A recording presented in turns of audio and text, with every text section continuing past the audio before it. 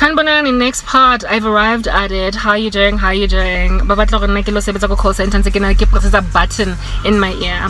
Ke tswa call center ga ke khutlele. They are literally expecting me to settle in my career. Ke tlalifile ga kana ke na this much experience. Ke lo tsamaya nna ke lo like push up paper somewhere, or ke lo ba some receptionist or a call center agent all over again. Ke lo bang go to call center. Nna 38 qabang. Ke ntse ke di busy sebetsa le di 18 19 year olds, di school leavers. All right, try to start a career at Jovuvu, nothing comes together, and they're like, at the back of your mom's house until you compromise gela or just die. And since all that which they expect me to settle in is entirely unacceptable, then I guess what they say now is die. So Lifulaka now has become this necessary evil amidst the Baloi, who did not intend to do this to my life, but these are the ramifications of witchcraft, unintended consequences. And so since I am a big fat giant taboo, a controversial, yo, touch not God's anointed, do my prophets no harm. So this like random like individual that decided to lawyer the living daylights out of everything out of my life now today death care simona this is a hubolawa jwanong so that's what's good. And this person is on some, but nobody is gonna miss her. These people are like, but nobody is gonna miss her. Are you sure? Are you serious just yet? Oh yeah, Ashay. Nobody's gonna miss me really. Oh, I'll tell you who'll miss me. You. The very people who have put me in a position to die will miss me. You don't just get to torture a person you once loved for years on end with your random indiscretion and expect that you're not going to be like Lady Macbeth after killing the king.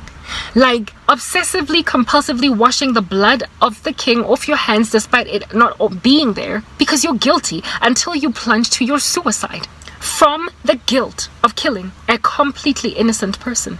But they don't quite see that. But never mind the whole Lady Macbeth potential phenomenon. How about we just peruse the fact that I am a Christian, I am a child of God, I am a daughter of the living risen King, co-heirs with Christ.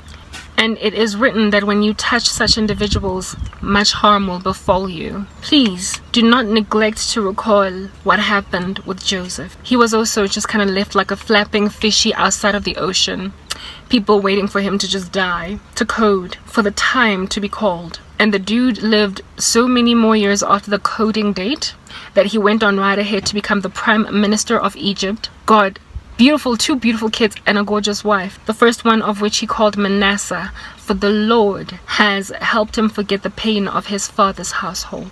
It might appear as if though I don't have a prospect at a career or a life or a restoration coming. It might also appear as if though I'm 38, I'm never gonna get married and I'm never gonna get the kids that I want. It might appear like it's over, like it's over, but I'm only 38. That's just what people don't get. Sarah was 2 or 3 when she had her first baby. I am just 38. So until I get to the age of 93, it ain't over, it ain't over. Stamaronza papa action mejo gensari something. Leskabalebala hore Sarah was basically stolen from her husband by 2 kings who had no clue that she was the wife of Abraham. And these 2 kings, Pharaoh and Abimelech, were all up in Sarah's grill, with the woman being already, with Abimelech in particular, I believe she was in her 60s. I'm only 38. When Pharaoh or Abimelech, one of the two, wreaked havoc in Sarah's life during that time when her cowardly husband pulled the stunt he pulled, she was in her 60s. That is the glory of a godly woman, and that is the timeline of a godly woman. The Lord will not strive with man for more than 120 years now. And by the time the Lord made that decree, Sarah and Abraham were already around. So Sarah and Abraham were not the equivalent or the tantamount of Methuselah. They were not the tantamount of Enoch, those people who lived hundreds of years. No. Sarah and Abraham lived in a time where the Lord had already decreed, I will not strive with man for any more. Now their years will be 120 years. So their generation, their years, their aging is literally almost blueprint mapped against ours. Sarah and Abraham are like us. Were like us in light of how they aged. So you must understand that if Sarah could be wanted by a king, 2 of them in her 60s, then God has power to preserve and give longevity and great glory and beauty to his daughters if he sees fit to do that. If at all, people are going to be trying to take their youth so they can marry old, so they can lose their wombs, so they won't have children of their own, so they can lose their fertility. God will then make out of Karabo a marvel, just like Sarah. A woman giving birth very late, and a woman who is still so fly at the age of 60 that 2 kings steal her from her husband. I'm 38, and I am yet to get anything I asked for in prayer in light of husband, marriage, in light of children. And people have already called me. They've already called my time of death. When I look like this, when I sound like this, when I speak like this, when I have all this still like to give, I have been called when the Lord has yet to give me what he promised in prayer. So that cousin of mine that spoke literally way too soon, she did it when we were 20, and she did it again years down the line because she thought that I couldn't dodge the bullet of sorcery. Except the kids that I asked God for, and the husband, and the marriage, and the career, and the whatnot that she stole, she has no idea that it all had to go that I might receive exceedingly and abundantly above anything I could have ever asked for. Remember, I had said that I asked the Lord after she showed that she was very competitive for a bigger, better husband, children, career than she ever could get. Well, right now I've got nothing, but understand that when I get my life back, I will have the most enviable, covetable husband and children in comparison to her and everybody else that tried to steal all that from me. That even though I stopped being competitive when I came to Christ, I nonetheless will still come out tops and the best.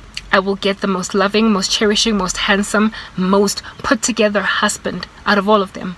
And I will have the cutest kids that will indeed, just like Job's daughters, be the most beautiful in the land. That's what I stand to gain. That is a favor that I have. So here it is that this buffoon went and touched me with witchcraft, but this time around she was touching a Christian. And so this time around the humiliation is going to be far worse than that which she endured when we were only 20 years old.